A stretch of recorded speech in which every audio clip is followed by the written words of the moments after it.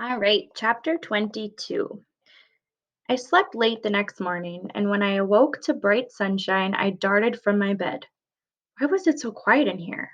Had Fritz overslept too? He wasn't in his room, and when I called his name, there was no answer. Now, in a panic, I ran into the front room. He was definitely gone, and his shoes were missing from beside the door. My first thought was that he had gone over to the welcome building on his own, but I hope that wasn't the case. We had agreed that it was always safer for the two of us to go there together. Still, I went on a hunt for my shoes wherever I had pulled them off in the fog of last night. While looking for them, I spotted a note on the kitchen table from Fritz. It only said, "Be back soon. Stay here." There was no word about where he had gone or why or how long he would have gone other than soon, which was useless. Was it something dangerous? Was that why he chose to go alone to keep me safe? Because if so, then how could I be sure he would be back soon, or even that he would come back at all? With my heart threatening to pound out of my chest, I began pacing the floor. He'd said nothing last night about any errands. Claudia had broken off their relationship, so he wasn't sneaking out to spend time with her, or at least I thought the relationship was over. If she wanted him back, I knew he'd agree to it in an instant. He talked about her all the time while we were digging, but our conversations about her always ended with him knowing they could never be together. Claudia was fiercely loyal to her father, and her father was no less loyal to the GDR.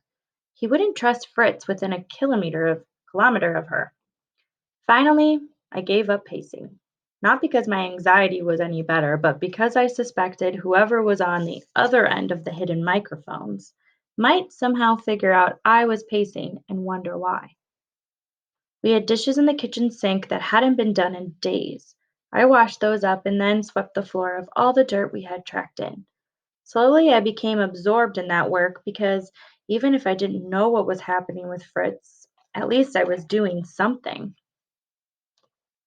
I went to my bed, but realized the sheets were filthy from the dirt that came in on my hair and clothes at night.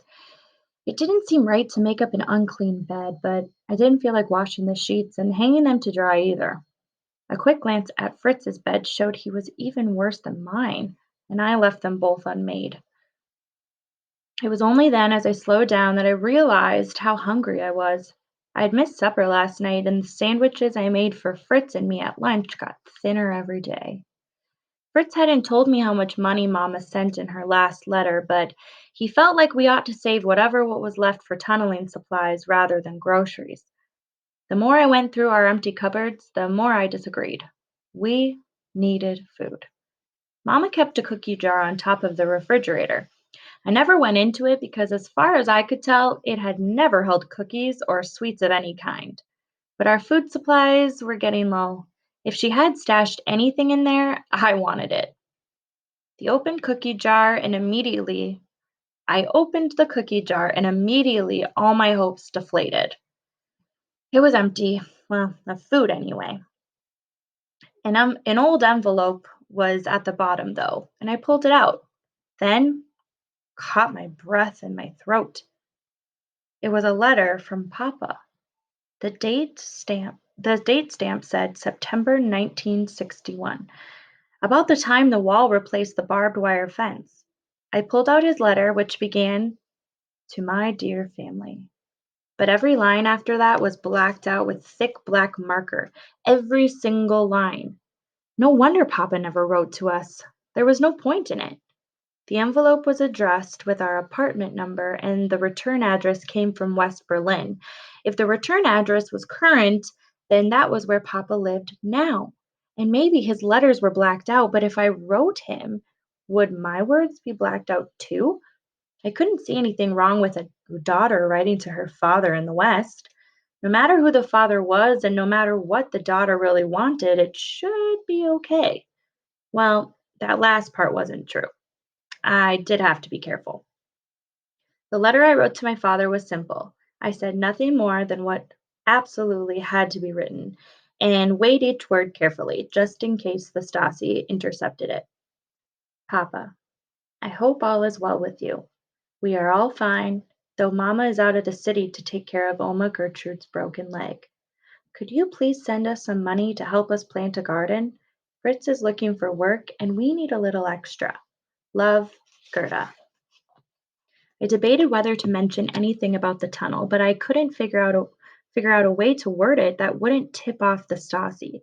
There were so many questions I wanted to ask, and none of them more important than whether Fritz and I were doing what he wanted by digging that tunnel. But I wasn't foolish enough to write a question like that. Before I could talk myself out of sending the letter, I put a stamp on it and then ran down to the street to drop it in the post office box. That's where I was when Fritz came running up to me with a paper in one hand and a bag in the other. "What are you doing out here?" he asked. "Nothing." I frowned at him.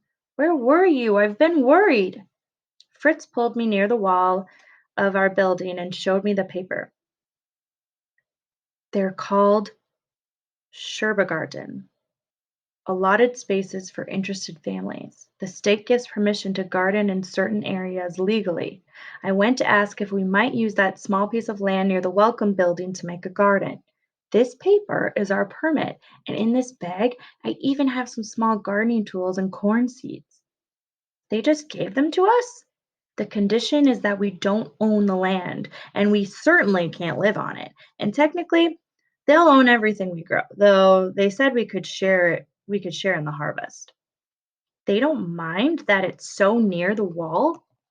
A lot of farmland comes up to the wall, so they're used to it. Fritz's smile was so wide it nearly spread off his face. Don't you see? We have a reason to be there now. Even their permission. We don't have to sneak on and off the property anymore. My brow furrowed. We have files, Fritz. Why would they give us permission? Fritz shrugged. The Stasi keep the files. Maybe the agriculture office doesn't know about them. He showed me the paper again. This is good news, Gerda. This could save us. I couldn't share his relief or excitement. This only changed one big problem into a different sort of worry. Yes, but now I'll have to build a garden instead of digging. When are we going to do that? Fritz smiled, still pleased with himself. We'll figure it out, Gerda. Now come on, we've got some work to do. Answer the question on Google Classroom.